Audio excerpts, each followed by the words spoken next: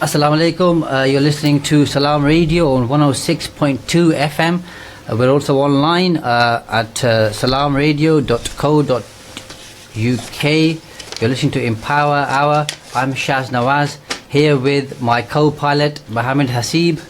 Say hello, Hasib. Salaam, good day, listeners. Hope you're all well. And we're here with Alan Stevens, who is a speaker, author, and a reputation specialist. Good evening, Alan. A very good evening to you both and to all listeners. Thank you very much for being here. So for my benefit, could you, Alan, kindly explain what a reputation specialist is? Very good question, Shaz. Reputation specialist, what I do is I help people to build and maintain and protect their reputations. Everybody has a reputation, whether they're an individual or a corporate or a high-profile individual. And what I do is I work with them through traditional media and social media to make sure that they have, firstly, a good reputation, and if any threats occur to their reputation, we help them repair and deal with them. So I'm quite interested in that, because you've just mentioned you've worked with high-profile individuals and corporates about communication. So what's the first bit of advice that you usually give to them? First bit of advice I give to everybody whenever they're on any sort of medium is to be honest. Okay. I've lost count of the number of times people have said to me, can you help me get over this little difficulty by just sort of getting round the truth a little bit? And I would say, no, I can't. I can help you be honest. I can help you tell your truth. And that's the function that I have. If you're ever dishonest at any time, you will be found out. And as any politician will know, it's not being dishonest that really causes the problem. It's trying to cover up the dishonesty by effectively lying about it. I will never help anybody to tell an untruth or tell a lie, whatever their reputation, whatever their problem. That's their problem, not mine. Absolutely. Why do you think people try to be dishonest? Well, it's not so much that they want to be dishonest, it's that they don't want to be found out about something they've done. That's normally what it is. And I've worked with a number of people, let's call them politicians, for the sake of argument, where they have a skeleton in the cupboard, they've done something in the past that they don't want to come out, and they're afraid somebody will discover it. So basically they want to cover the whole thing up. And from years and years ago, we all remember political scandals from 40, 50, 100 years ago, where people eventually get found out. The truth always comes out eventually. So my approach is, why not tell it in the first place in your own way? Absolutely. Now, I know you and I do sometimes from time to time speak about politics. We do. And last Tuesday... So there's a chance you can ask a political question. I'm lining it up. And last Tuesday we saw a horrific incident. We did. In Westminster. And following that, on Facebook, I see certain people of our wider community, post messages like, why don't the Muslim community speak out more against these type of incidents? What's your view on that, Alan? I've got a pretty strong view on that, actually, Shaz. I mean, I will put my hand up now and say I'm not from Peterborough. I live in London. I live in East London. I travel across that bridge regularly.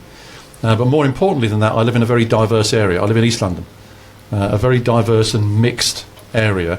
And I talk to lots of people of different faiths, including many Muslims. I've got many Muslim friends. And we have this conversation quite often, unsurprisingly.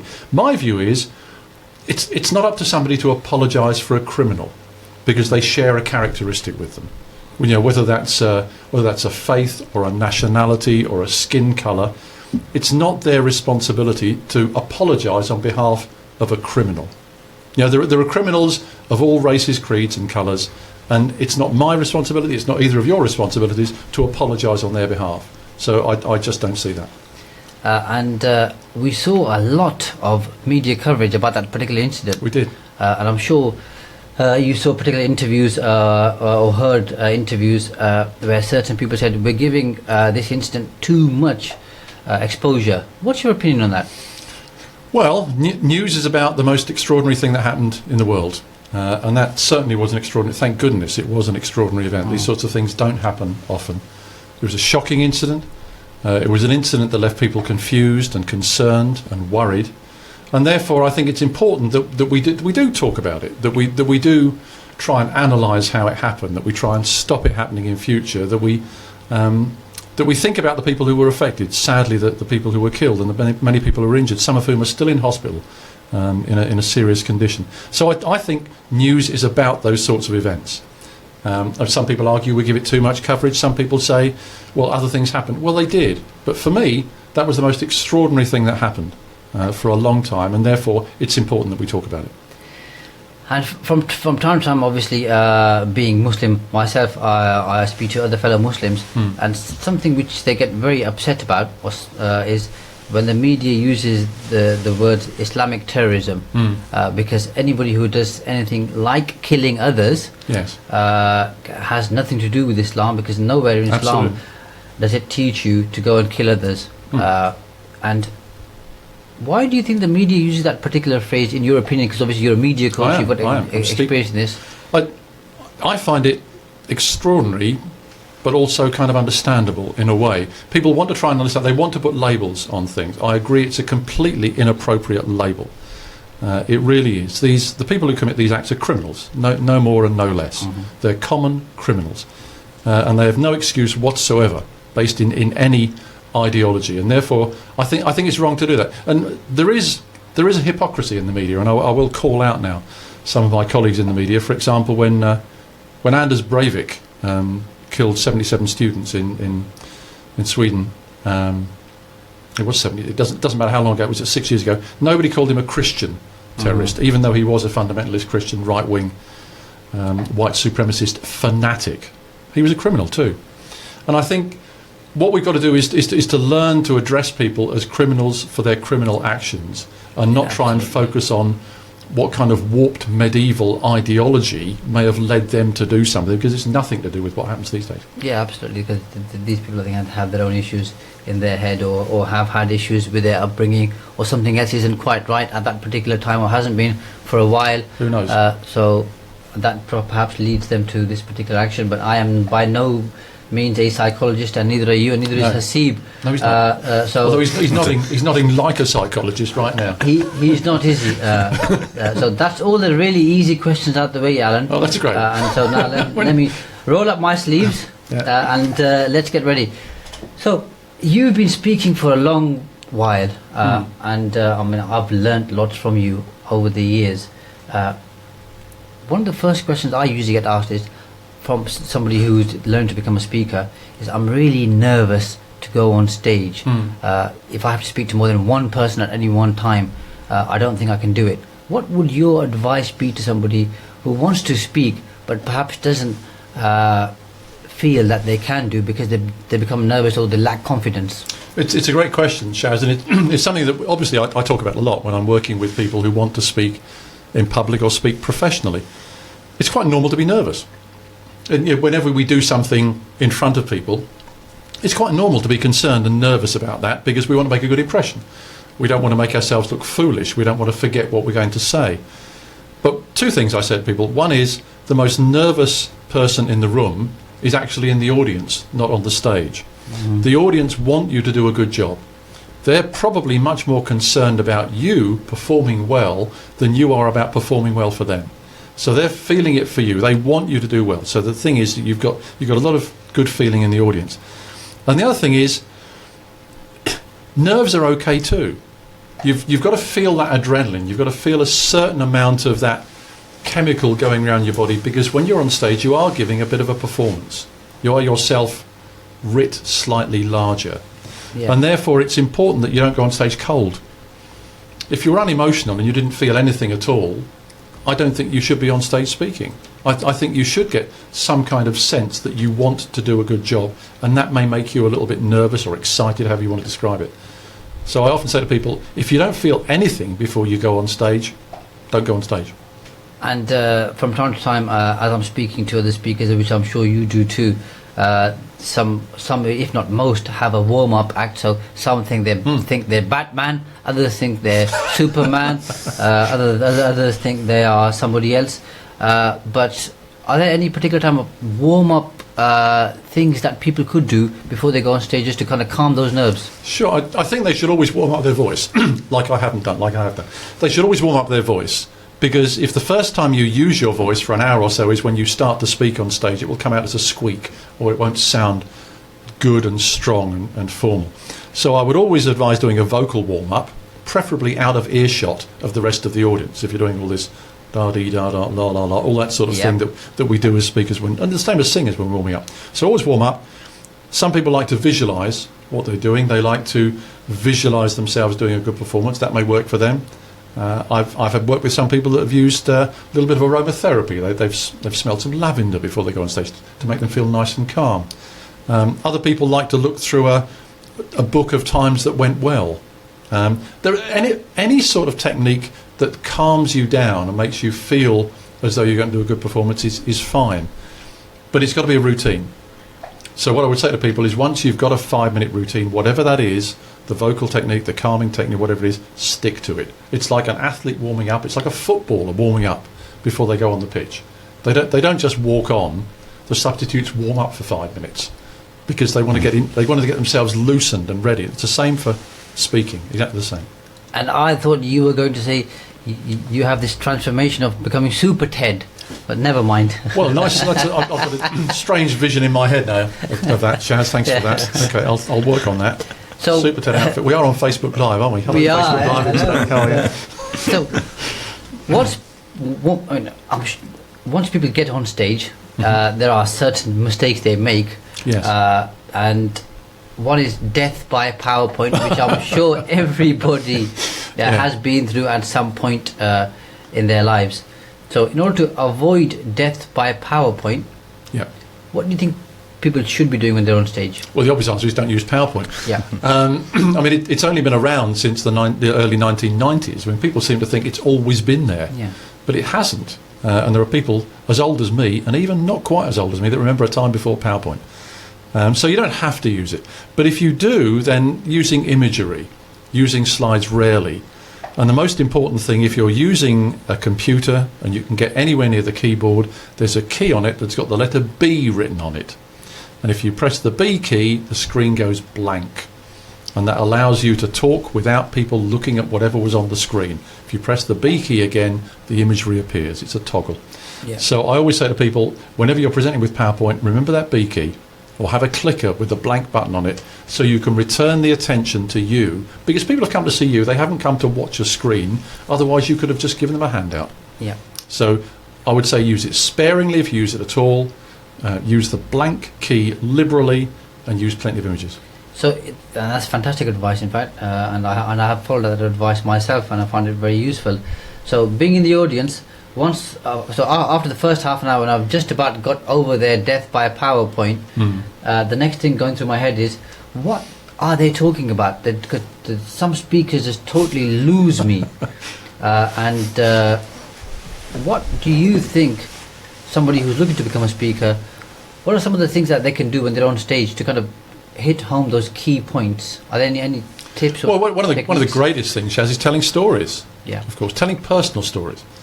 I'm not a great fan of telling somebody else's story, of telling a story they've got from a book or they've seen on television. But we all experience things all the time. So in order to tell good stories, you've got to record stories. So one of the things I always say, if you want to become a speaker, buy a notebook. Okay. Because if you've got a notebook, you keep that in your pocket, you can jot down things that happen. Yeah. So you can jot down your experiences, and more importantly, you can jot down how you felt at the time. A lot of communication is about emotion.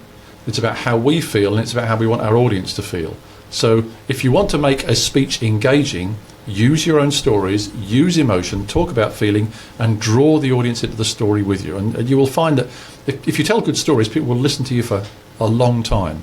If you just give them facts and information, they'll turn off after a few minutes. An interesting word you've used there, which is good, if people tell good stories. Yeah. What makes a good story, in your opinion? I think what makes a good story is something which has got a resonance. So when we're talking about this in the speaking profession, we talk about generalising the specific. So it's a specific experience that we all share, which we can draw a general lesson from. An example might be when you go to the supermarket and you see all the queues at the checkouts. You join a queue, and it's always the slowest. You're looking up and down at all the other queues, and they're all moving faster than yours. And you think, how on earth did that happen? So you look and you see a queue that's going really fast, and you move your trolley, and you join that queue, and then somebody at the front has got a purse full of change, and they want to pay in pennies. You think, what? How on earth did that happen? So in other words, so that could be a specific experience that I've had in a shop, but when I tell that on stage, everybody nods and smiles like you two guys are doing very kindly, because it becomes a general experience. So I think a good story is something which contains an experience that we can all identify with, even if we weren't there at the time. It's what comedians do extremely well, and it often starts off when they say, "You know when, you know that time when," and then we're drawn in. That makes a good story. You've nicely led me on to comedy and humour. Lots of speakers aspire to be funny on stage. Yes. Are there any techniques or any advice you'd have for our listeners in terms of how they could add humour? Well, if speakers come to me and they say, "I want to be funny on stage, what's the best advice?" And I say, "Be funny." Yeah. Because see how that works. Yeah. But there are techniques you can use. If you're not naturally funny, then you need to get some help. You need to get some advice from people who can perhaps offer you a funny line or something like that. The one thing I would say is never tell jokes. No one tells jokes as well as comedians, and quite often comedians don't tell jokes very well. Yeah. They don't always land very well. I mean, those are done. I know you've done stand-up. I've done stand-up. It's not easy to do that kind of thing, and it's not easy to tell jokes that work well. So what does work is to, again, draw people into your stories that have got a funny point, a funny message. And it's quite okay to tell a story and not get a laugh for 30 seconds, as long as you get a laugh at the end of it. So you don't have to be Tim Vine telling jokes that land every 5 seconds and get a laugh. But what's important is that you have a laugh in it somewhere. So if you're not naturally funny, get some advice. And again, I come back to the notebook and the pen. Funny things happen all the time to all of us every day. And if we write them down, we can then use them. Absolutely. So, like typical speakers, you and I are off on a tangent to some extent. And we've got Hasib sat here in the audience. So, Hasib, would you like to ask Alan any questions? I'd just like to ask, what brought you to speaking? What do you enjoy about it? Or there's a whole what's the journey? Two questions together, or three questions. He's good, he must be a journalist. Sits there for 20 minutes, then bang, 3 questions, just like that. Fantastic. What brought me into speaking? I was a journalist originally. I used to work for a magazine called Which Magazine. That I'm sure your grandparents used to subscribe to, so I'm very grateful for them. But what brought me into it was that I was asked to go and represent actually the UK consumer in various government delegations. So I used to go abroad, speak to various parliaments, am I allowed to say European Parliament? I'm not sure we're allowed to say that. I think you can for now. We can still say that. From tomorrow onwards, you can't. Still say that for a little while. But also the United Nations and Parliament here in the UK. And I found I had an aptitude for it. I was able to express ideas that hopefully made sense and that people would listen to. So as a result of that, I was given more and more responsibility for both appearing on the media. I've done thousands of media interviews. Yeah. Can you tell? I don't know. No, I'm kind of relaxed about being here. Incidentally, this is a great studio. I just want to say what a great studio this is. Thank you very much. And we got a really terrific studio manager too. Yeah, Kasim. Kasim is probably the best studio manager I've met today. He really is fantastic.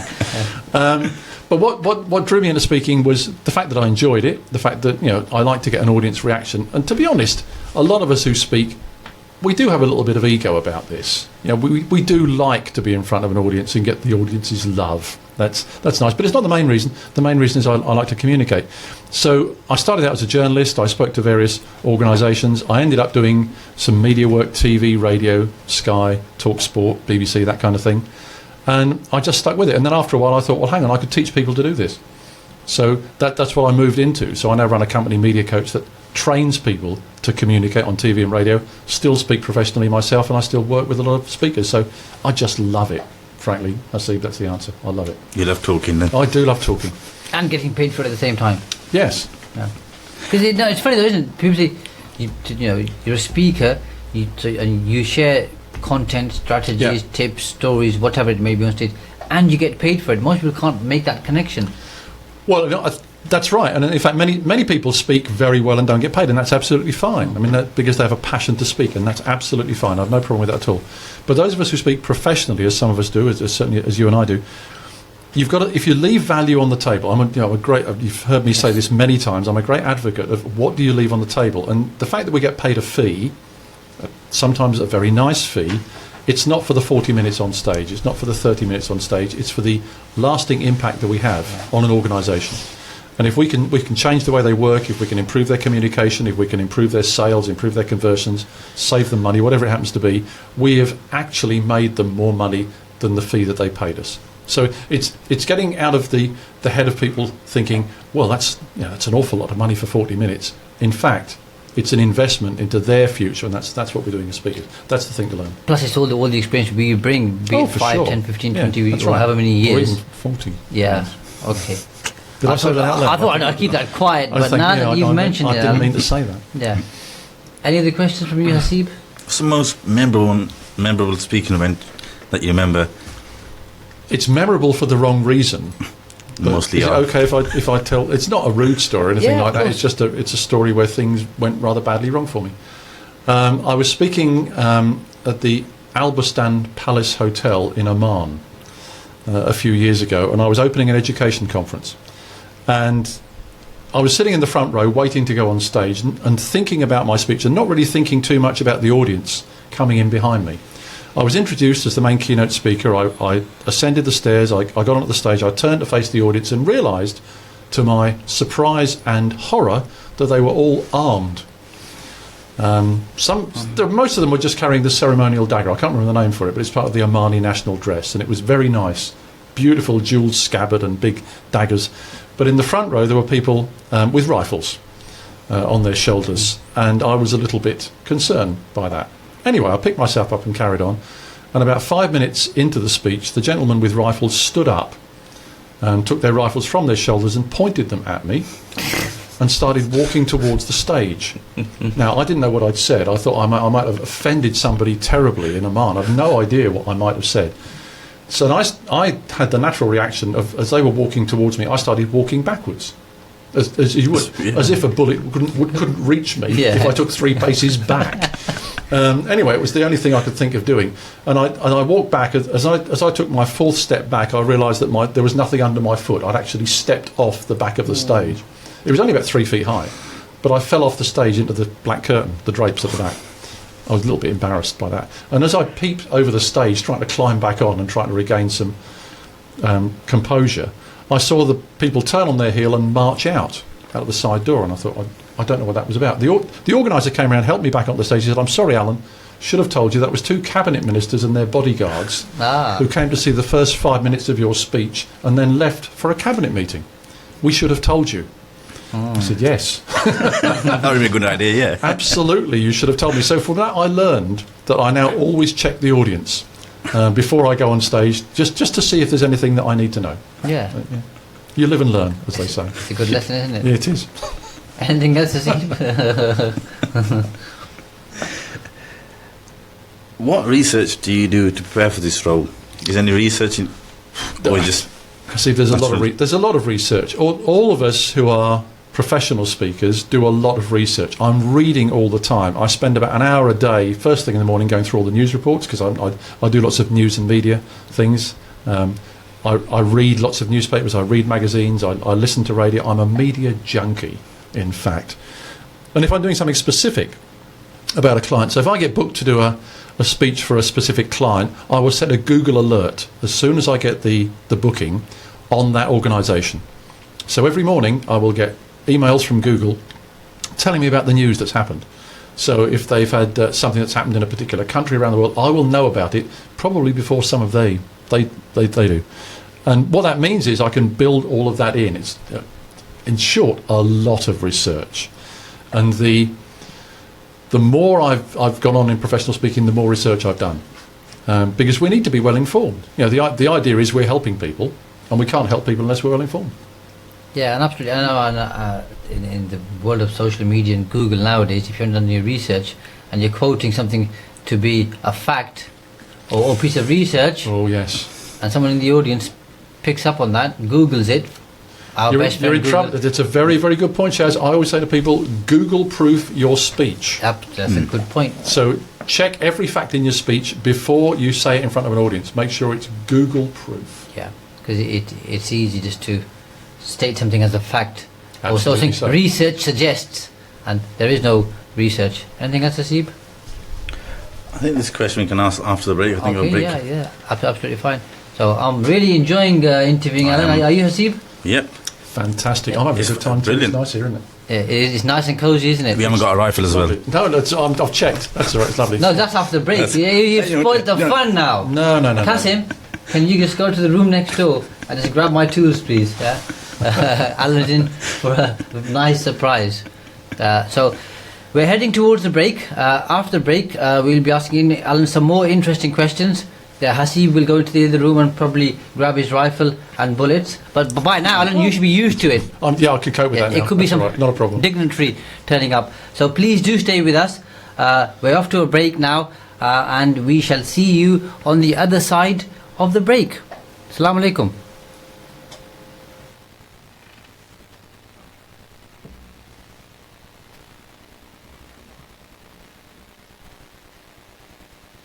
Assalamu alaikum wa rahmatullahi wa barakatuh. My name is Khalid Sadiq and you are listening to Salaam Radio 106.2 FM. 1 in every 10 people live without access to safe, clean water. Let's give them a better choice than drinking either dirty water or no water at all. Together, we can turn this desperate situation around by delivering safe water solutions to the world's poorest people. Call 0161 225 0225 or visit humanappeal.org.uk. Do you have lots of clutter at home or in the office that needs to be kept but nowhere to keep it? Ivet Self-Storage offers a secure, affordable, clean and dry home for your belongings. We have security systems in place which are monitored 24 hours a day, ensuring that your items are safe. With a simple monthly payment, Ivet Self-Storage provides secure and tailored facilities to meet your specific requirements, whether short or long term. We offer the best prices and longest opening hours in Peterborough. For more information, please call on 01733 306 456 or visit us at Ivet Way, Westwood. It doesn't take much to bring some difference. You give some change, which makes a change. Because nothing gets mileage like a charity. Just a little change turns into a chain. And before we know it, the results are massive. So give a little to make a big difference. For donations, call now. UKIM 0207 387 2157. Bismillah ar-Rahman ar-Rahim.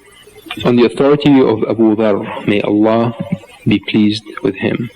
Some of the companions of the Messenger of Allah, may the blessings and peace of Allah be upon him, said to the Prophet, may the blessings and peace of Allah be upon him, O Messenger of Allah, the affluent have made off with the rewards.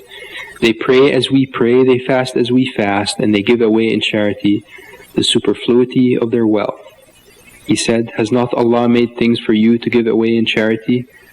Truly every tasbihah is a charity, every takbirah is a charity, every tahmidah is a charity, and every tahleelah is a charity. To enjoin a good action is a charity, to forbid an evil action is a charity, and in the sexual act of each of you there is a charity. They said, O Messenger of Allah, when one of us fulfills his sexual desire, will he have some reward for that? He said, do you not think that were he to act upon it unlawfully, he would be sinning? Likewise, if he has acted upon it lawfully, he will have a reward. It was related by Muslim. When we leave the bathroom, we say, غفرانك الحمد لله الذي أذهب عنا الأذى وعافني غفرانك الحمد لله الذي أذهب عنا الأذى وعافني غفرانك الحمد لله الذي أذهب عنا الأذى وعافني. Bismillah ar-Rahman ar-Rahim. On the authority of Abu Ruqayya Tamim bin Aus ad-Dari, may Allah be pleased with him, that the Prophet, may the blessings and peace of Allah be upon him, said, religion is sincerity. We said, to whom? He said, to Allah and His book and His messenger, and to the leaders of the Muslims and their common folk. It was related by Muslim.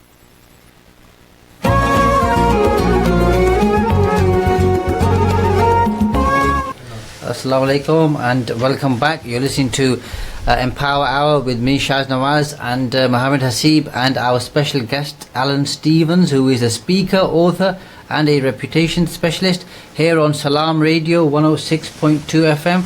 And you can join us online at salamradio.co.uk. So I know, Hasib, you had a question before we went to the break. Yeah, just like to ask you, Alan, who's your favourite speaker and why? That's a very good question, and it may surprise you what the response is. And here I'm talking about the quality of their speaking rather than perhaps the content of their speaking. And my favourite speaker is George Galloway. George Galloway, and the reason I enjoy his speaking is that he has studied classical rhetoric. He knows how to deliver a speech. He knows how to form a speech. In fact, I worked with George on a radio station, not unlike this wonderful radio station. We used to sit in the studio and do a lunchtime show. And I learned after the show how much he had studied the craft of speaking.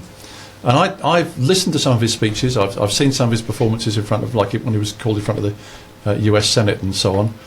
I think he's a brilliant speaker. I have to say I don't always agree with what he says, but that's not the point. I'm talking technically. Technically, I think he's great. And I think there are one or two other speakers who are very good politically. I think William Hague is a particularly good speaker. When he left the leadership of the Conservative Party, he made a lot of money on the after-dinner circuit. We were all very pleased when he went back into politics. Yeah. I can tell you. we were absolutely delighted.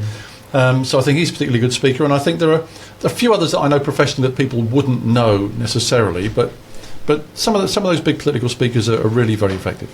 W. Mitchell's good, isn't he? W. Mitchell is a fantastic speaker. It's somebody that we would know well. If you ever get the chance to see W. Mitchell, and you could look him up online, he's an absolutely superb speaker. He gets introduced by Bill Clinton on his show reel, and Bill describes him as a great fan, and he's an absolutely terrific speaker. And there are many good speakers around. Absolutely. So we've talked a bit about speaking. We've talked a bit about reputation, and we'll perhaps come back to that with business presentations and communication. Sure. I also introduced you as an author. How many books have you written, Alan? 8. I'm writing on the 9th one at the moment, which, no surprise, is about reputation. Fantastic. And are all the 8 books on speaking, are they? They're about speaking, communication and media. So I've written books about how to manage the media, TV and radio, social media. I wrote a social media book, one of the first in the UK some years ago, 2007. And my most recent book is called The Exceptional Speaker, which I co-author with my good friend Paul Dutoit from South Africa, and that's sold extremely well. We've been very pleased with that. From your 8 books, is that your favourite book, is it? I would say it is. It's my most recent. Okay, fantastic. Yeah, I think it is, because it's the longest book I've written. It's 85,000 words. And it's not easy, as you know yourself, because I know you write. It's not easy writing books. And what I tend to forget is that a lot of the people that I know write books, and I tend to think it's a fairly normal thing to do. And we have that the question you asked me is very typical. Yeah. How many books have you written? Is the question we ask each other as professional speakers. Whereas to most people, you think, you've written a book. My goodness me, how extraordinary that is. And we forget that. I'm sure you've heard this many a time, that everybody has at least one book in them. Yes. Whether we agree or disagree with that, maybe a different matter. If somebody wants to write a book, where do they start? Because it's overwhelming, isn't it? What do you do? Where do you start? It's a great question. And I always say, if somebody says to me, I want to write a book, I say, how much have you written today?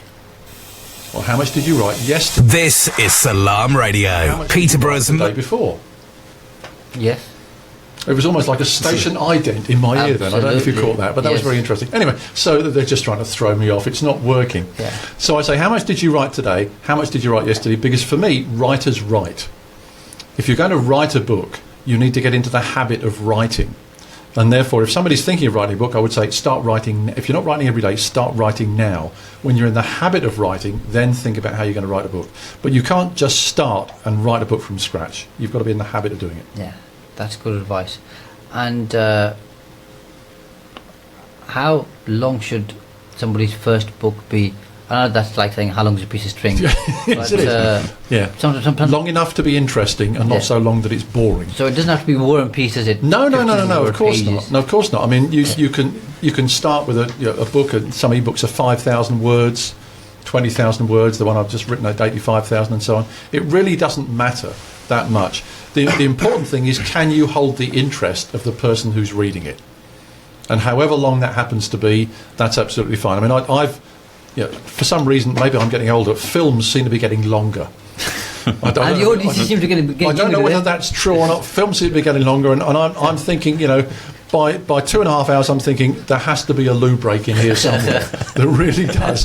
And I think books are the same. I think some people, they can write a long book and hold your interest. And sometimes I can watch a 3-hour film, and I think that was fantastic. I didn't see the time going. Sometimes I'm watching an 80-minute film, and I'm thinking, when will this end? Yeah. And I think books are the same. It's about holding people's interest. And how does one make something interesting? Because I think that's very subjective, isn't it? It is, and the way to do it is to think about the people who are going to read it. It's just the same as speaking, thinking about the audience who are going to be listening. You should always have your audience in mind, whether that's an audience of readers, an audience of listeners, or an audience of viewers if you're on television. So, provided you have that mindset that you're thinking about the people you're talking to, will they be interested? That's fine. Unfortunately, a lot of authors, a lot of filmmakers, and a lot of speakers think about themselves. Yeah. And that's why they have short careers. Fantastic. I think that's fantastic advice. I wish somebody would have given me that advice when I started writing my first book. Oh, right. Quite a few years ago, but I had to learn the hard way, I'm afraid. I bet you're writing another one now. I am, thank you very much. With your guidance and support. Yeah, it'll be a cracker. I heard you speak once that you actually advised, I think Geoffrey Boycott, who was one of my cricketing heroes, on which laptop he should buy. Oh, I did. How did that happen? Yes. I can't tell the entire story as Geoffrey told it, because it's got bad words in it. Jeffrey Badford. I'd have to be blunt. That's not like Geoffrey, is it? I'm not going to say. I'm not about to say. I'm sorry. You're not going to even draw me. I'm not even going to say who said the bad words. Yeah. What happened? I was working at Which magazine, and I advised Geoffrey Boycott to buy a certain laptop, and then I was in a car going to Sky News to do a piece on the business show, and I got a phone call from South Africa, and it was Sir Geoffrey. He wasn't Sir Jeff in those days. He was just Jeff. And he advised me in language that his laptop wasn't working, and I took the call and I said, "Well, I bet you can guess what I said. Have you tried turning it off and turning it on again?" Which is the only advice that IT helplines ever give, really. Yeah, that's right. It's the only advice that ever works. So I said, "Have you tried turning it off and turning it on again?" He said, "No, I have not." And then he phoned me back about 20 minutes later and said, in more colourful language than I'm about to use, "It's working fine. Thank you very much for your advice."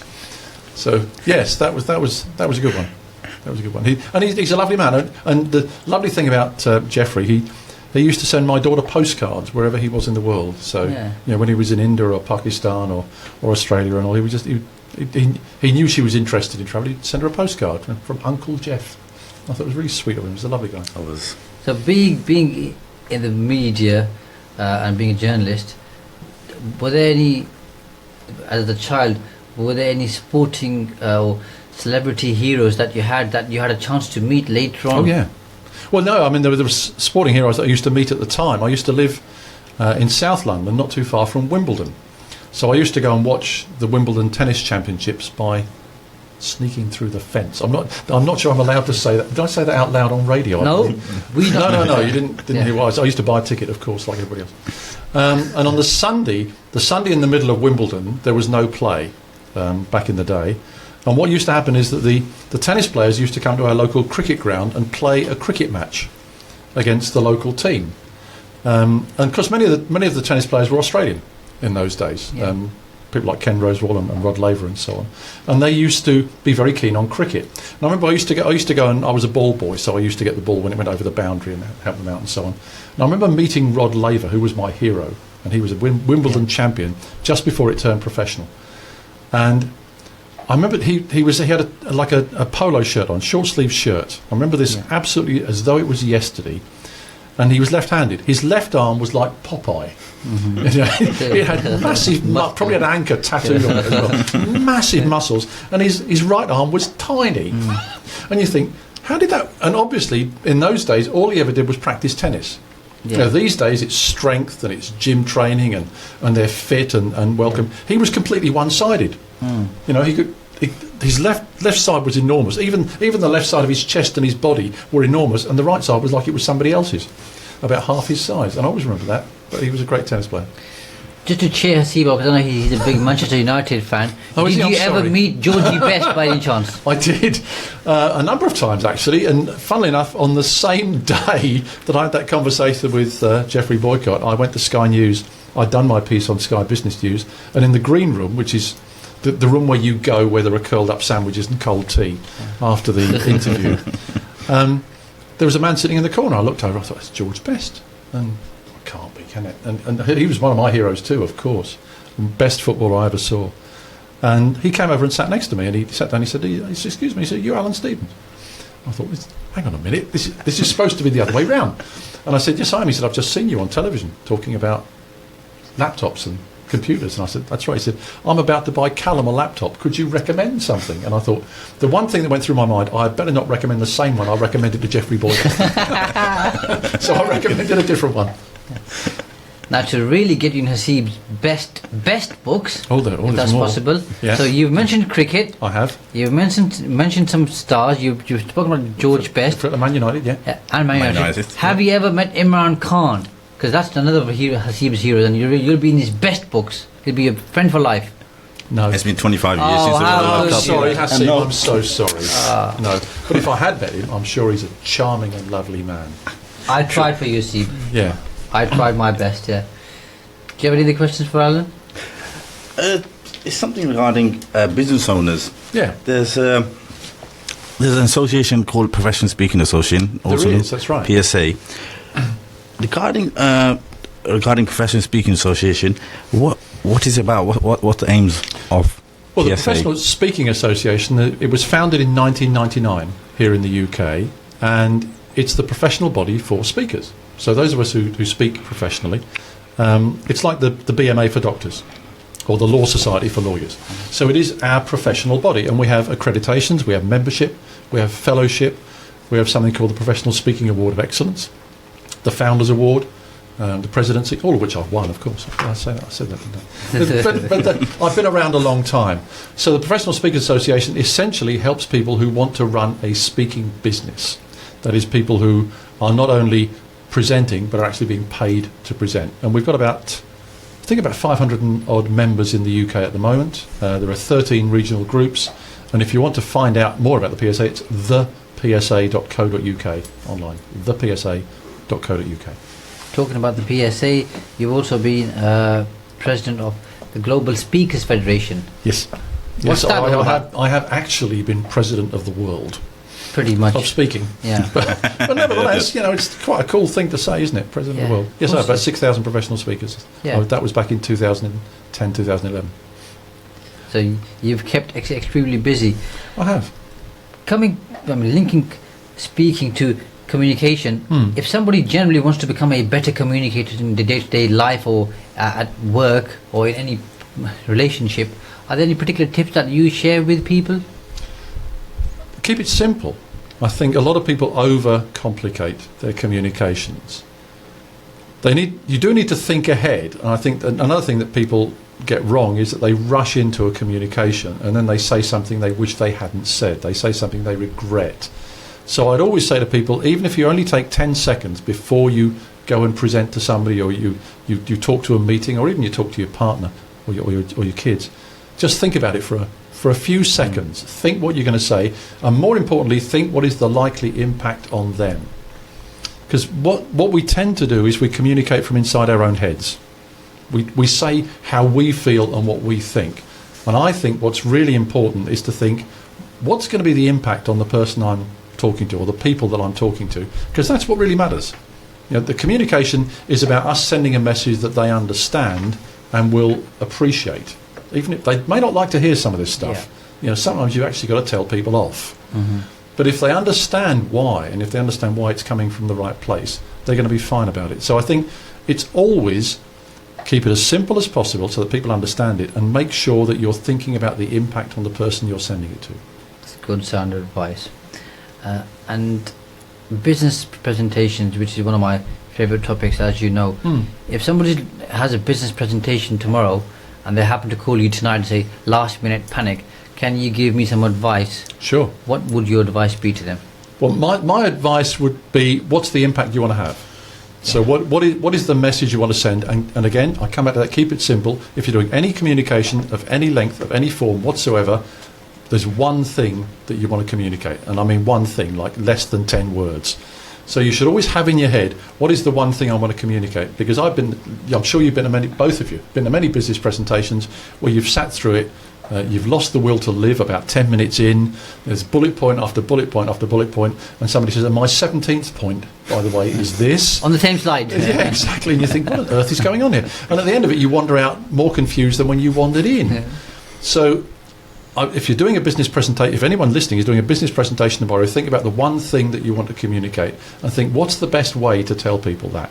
It may well be to shorten your presentation and just say what you mean. And a lot of people, they overthink it. They overthink it, and they believe that it's got to be more complicated. It hasn't. The best way to tell somebody something is to tell them as simply and as quickly as possible. Now, I know you've travelled over 50 countries speaking in different places. What's your most favourite country that you've visited, and why? Other than the one we're living in right now, which is my favourite country, of course. Of course it would be. Which other country? Which other country? Well, it's an interesting one. I would say, and this is going to be a strange answer, California. Okay. I know it's not a country. The Californians may think it's a country, though. though. Maybe it should be. Yeah. I mean, I love certain parts of America, and I love certain Americans. But for me, California, which I've been to many times, has got a lovely, relaxed feeling. If I lived anywhere else in the world, it would be in a city. I'm very much a Londoner. I'm very city focused. I would live in Paris. I would live in Berlin. I would live in Sydney. I would live in San Francisco. Probably not Los Angeles, but certainly San Francisco. So I just love that kind of relaxed feeling, because at heart I'm a hippie, really. You know, I came through I'm really old, and I came through the hippie times in the 60s, and I love that. And I used to sign my letters love, peace and happiness. I don't know why. I don't do that anymore. Maybe I should. And I would love to spend time in California. I know it's not a country, but it's the best answer you're going to get from me right now. Yeah, that's good. Are there any other interesting observations you've had in some of these countries, because of the language, the culture, the food's absolutely. different? I think cultural awareness is really important. Yeah. And I think far too few people take time and trouble to think about a country that they're going to, and think about forms of communication and politeness and just being respectful of people. And I always try very hard to make sure that I understand the customs and the culture of the place I'm going to visit. So I will get in touch with people in advance, people that I might know there, or people I might have been referred to there. And failing all of that, I'll talk to the embassy and find out something about it. Because it's surprisingly easy to insult people without meaning to. And I never want to do that. I always want to make sure that I'm being respectful of people's customs and being respectful of people's culture. And the interesting thing is, if you do that, people are amazingly friendly and helpful. True. Everywhere I've been in the world, I've found people amazingly friendly and helpful. And I say I've been to a lot of countries, and I've never had a problem anywhere. Is the embassy usually quite helpful? The embassies are very helpful, and often if I'm doing a speaking event in a country, I will go to the British Embassy in the nearest town, and I will say, can I do a little event for some of the local people? Mm-hmm. I don't charge for that.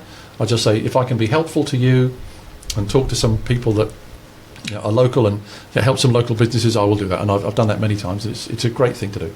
That's a good tip, isn't it? Any other questions you have, Hasib, for Alan? Apart from Imran Khan. I'm sorry about the Imran Khan thing, but you're never going to recover now, Alan. I met Jemima once, but that's not going to help, is it? From your experiences, what is we'll pass over that. Yeah. From your experiences, what's the best career advice you ever received yourself? Oh, that's a great one. I mean, and what could you? The best career advice. Well, in fact, it wasn't from a careers advisor. And back in the day, we used to. Do they still have careers teachers? I don't know. I used to have them in my time. Yeah, they used to have a careers room. You used to go into and say, right, here's the careers room. Talk to the careers advisor. And usually a filing cabinet full of faded leaflets. I don't know how that's going to work. The best careers advice I had was actually from my father, who died when I was only 10 years old. And he said to me, the one thing that's really important is that you do something that you enjoy and that is helpful to other people. I mean, he didn't mean it as careers advice, he just meant it as advice for life. But I took it as careers advice. I thought about it years later, I still think about it. And it was really good advice. Do something you enjoy, provided it helps other people. If you're just doing something you enjoy, that's just hedonism. That's not good. But if you enjoy it and you're helping other people at the same time, with that intersection, that's what's important, I think.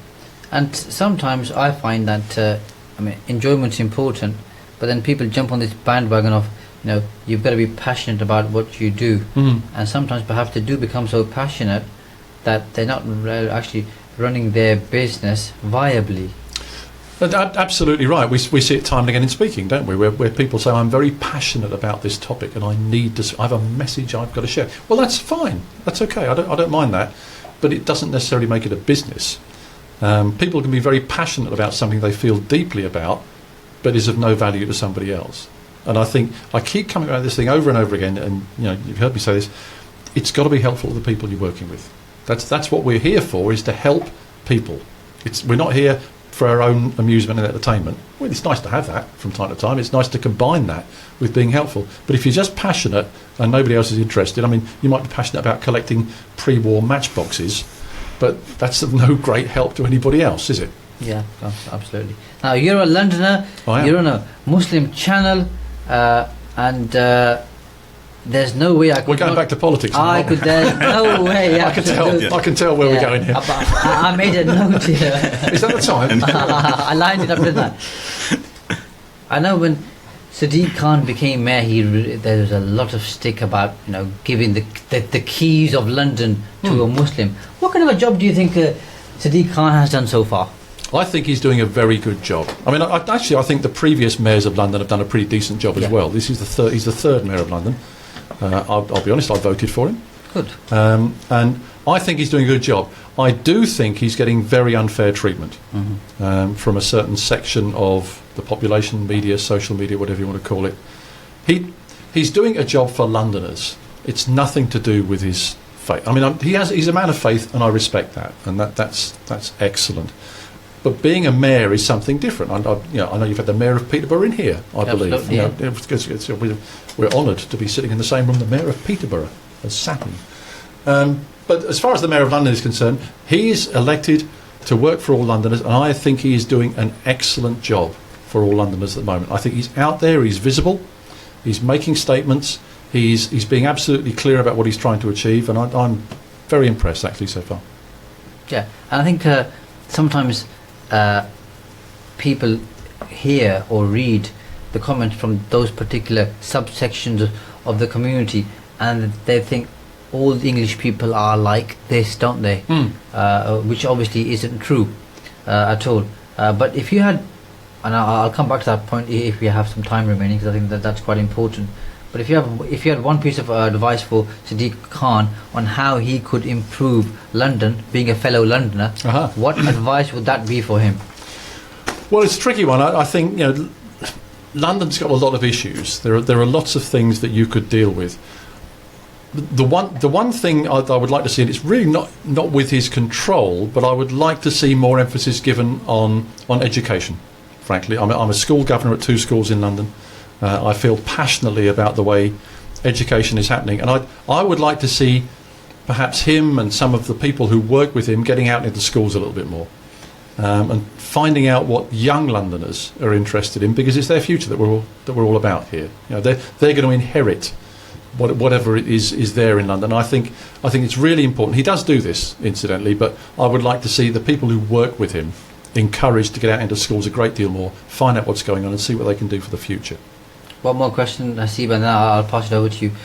So my previous point about certain subsection of the community making particular comments, and then there's certain people from the Asian / Muslim community who perhaps somehow only tend to hear, listen or read those comments. And then, as you know, I do a lot of work with the indigenous community, and from time to time I'm asked to kind of bring more Asians, just so that we can have a good mixed balance of people, just like we should have a good gender balance, good ethnic balance as well. But sometimes when I speak to particular members of this particular community or subsection of the community, they're saying, well, they all think this of us, and I don't feel comfortable going there because of X, Y, or Z. What would your advice be to somebody who said that? Well, my advice is basically to get together. I mean, where I live is a very diverse area. It's in East London, I say about 40% Muslim population. We've got Jewish people and so on. And what we do is we bring people together for community events. The schools visit the local synagogue, the local mosque, the local church. All of these people come into the schools. They're known to each other. But the most important thing is to get people together working for some other cause. Raising money for the school, for example. That's what we do. Yeah. Brilliant. And Hasib, I'm sorry, but we got so carried away with such interesting conversation and answers from Alan that we are near the end of the show. So it's been an absolute pleasure to interview you, Alan. I know Hasib and I both have enjoyed it tremendously. And thank you very much to all of our listeners. Hopefully we'll see you at the same time next week, Tuesday evening at 7 p.m. Assalamu alaikum.